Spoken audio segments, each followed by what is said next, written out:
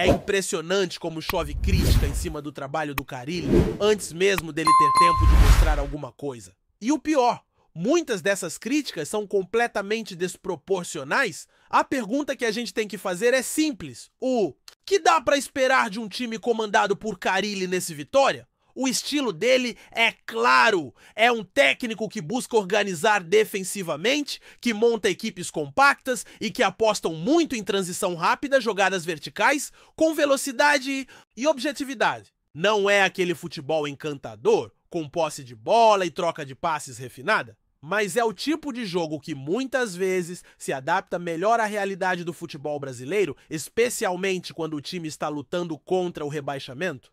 No sininho. No caso do Vitória, estamos falando de um clube que tem limitações técnicas evidentes, que tem um elenco enxuto e que vai passar a temporada inteira tentando se equilibrar entre a necessidade de somar pontos e a dificuldade de propor jogo. Nesse cenário, o perfil do Carille talvez seja mais do que adequado, talvez seja necessário, mas ainda assim a pressão já começou. Muita gente olha para o nome dele e torce o nariz. Lembram da passagem no Corinthians, onde mesmo sendo campeão, foi criticado pelo estilo defensivo. No Santos, subiu o time e foi campeão, mas também não agradou a todos. No Vasco, não teve nem tempo de consolidar o trabalho. E agora chega no Vitória com a corda no pescoço e um calendário absurdo pela frente. É bom lembrar que no Santos ele pegou o time na 33ª posição e terminou o campeonato em 10º. No Corinthians foi campeão em um ano e terminou em 8º no seguinte. No Vasco, estava construindo algo, mas a pressão foi maior do que a paciência. E cá entre nós, não é qualquer treinador que consegue pegar um time afundado na tabela e entregar no G10. Isso mostra que, quando o elenco compra a ideia, o modelo do Carille funciona. Mas é aí que mora o perigo. Porque não é só o treinador chegar e implantar a filosofia. Tem que ter jogador comprometido, tem que ter ambiente fechado. E nesse momento, a grande dúvida é justamente essa. Será que o elenco do Vitória vai abraçar o projeto do Carille? Não dá para prever, não tem bola de cristal. Pode ser que ele olhe nos olhos dos jogadores e os caras comprem a ideia? Digam, professor, tamo junto, vamos correr pelo senhor. Se for assim, ótimo. O Vitória vai ganhar uma cara, vai competir e pode até surpreender, mas também pode acontecer o contrário. Os caras olharem e pensarem, mais uma linha. Baixa?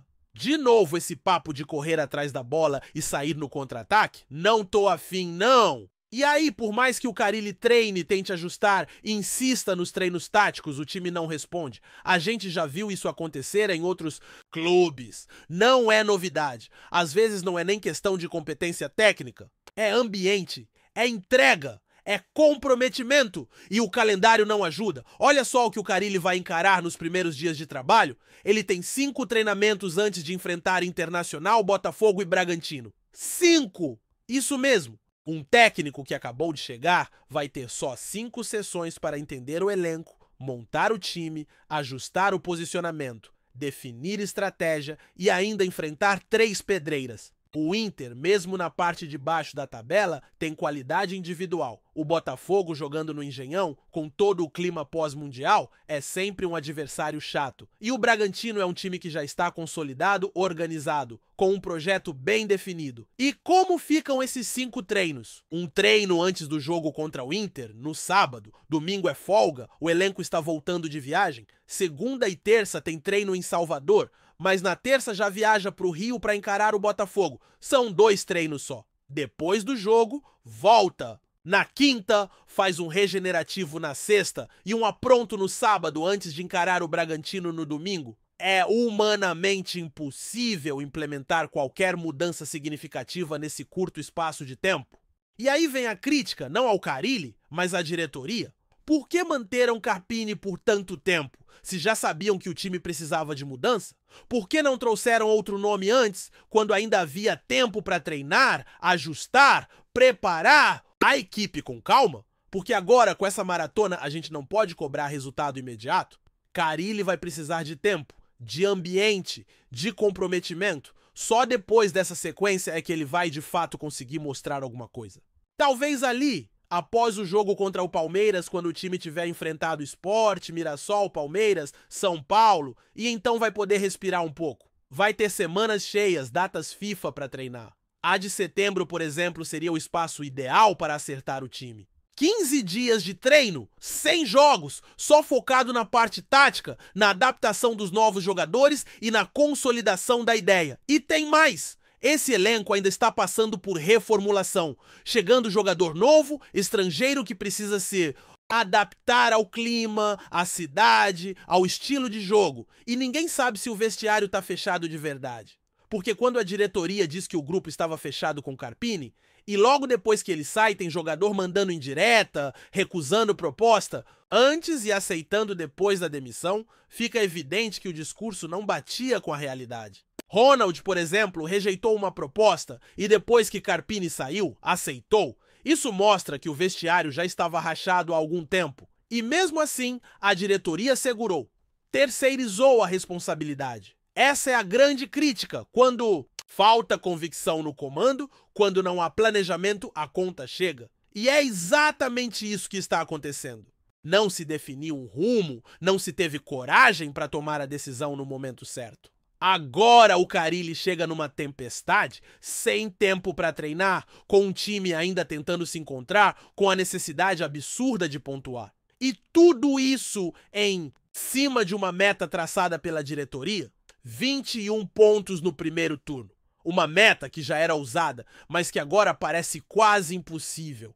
Vai depender de um encaixe rápido, de um aproveitamento quase perfeito nos jogos em casa e de uma outra surpresa fora de casa. E é por isso que 2025 promete ser ainda mais difícil do que 2024.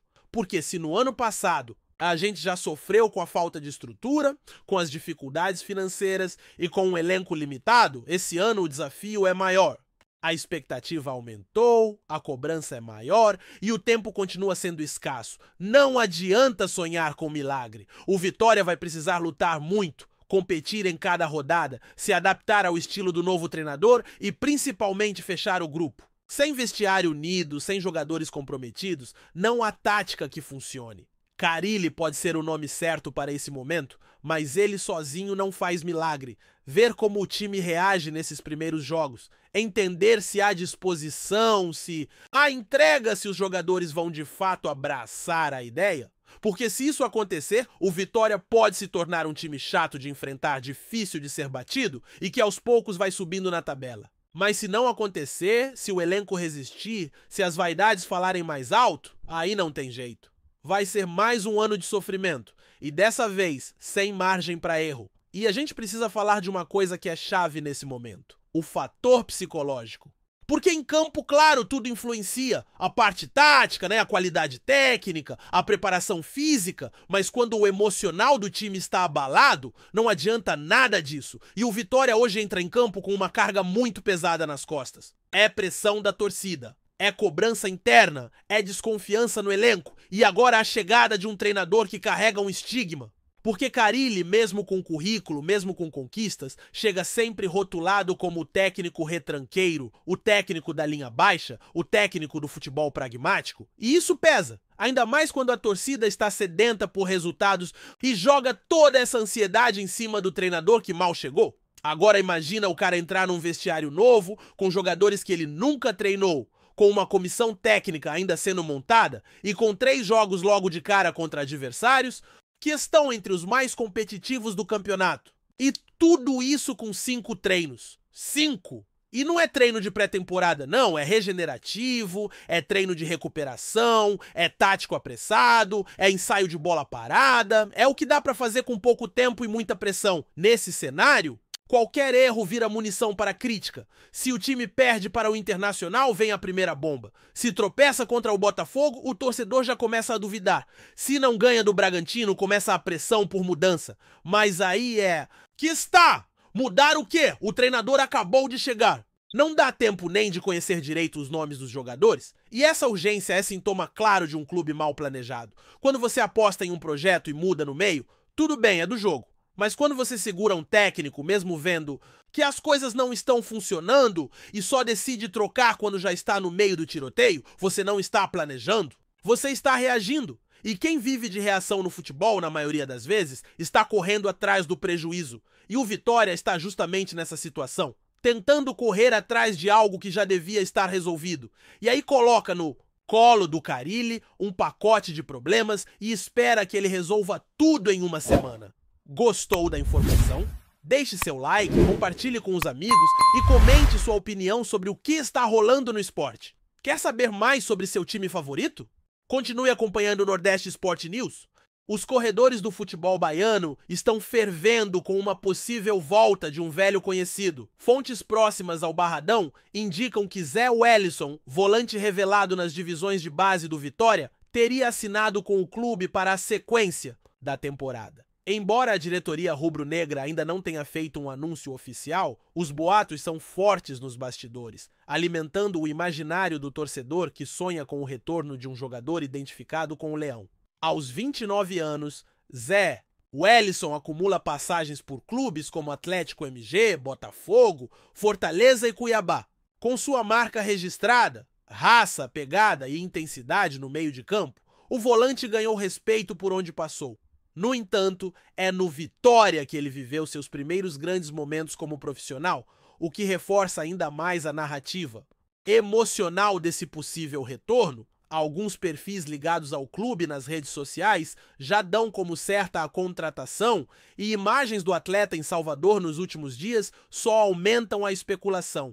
Apesar disso, o staff do jogador mantém o silêncio e a diretoria do Vitória não confirma nem nega a informação, alimentando ainda mais os rumores. Caso o acerto se concretize, Zé Wellison pode ser uma peça importante na luta do Vitória para se manter firme na Série A e garantir estabilidade no meio de campo.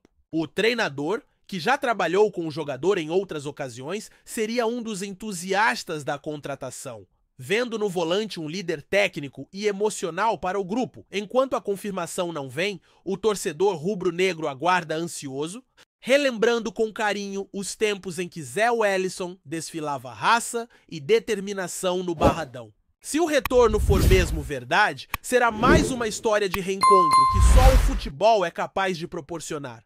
Mas, por enquanto, tudo segue no campo do rumor, embora cada vez mais quente. Obrigado por assistir ao Nordeste Sport News. Se você quer estar sempre atualizado sobre o que acontece no futebol do Nordeste, inscreva-se no canal e junte-se à nossa torcida. Até a próxima e que venham mais vitórias para os nossos times.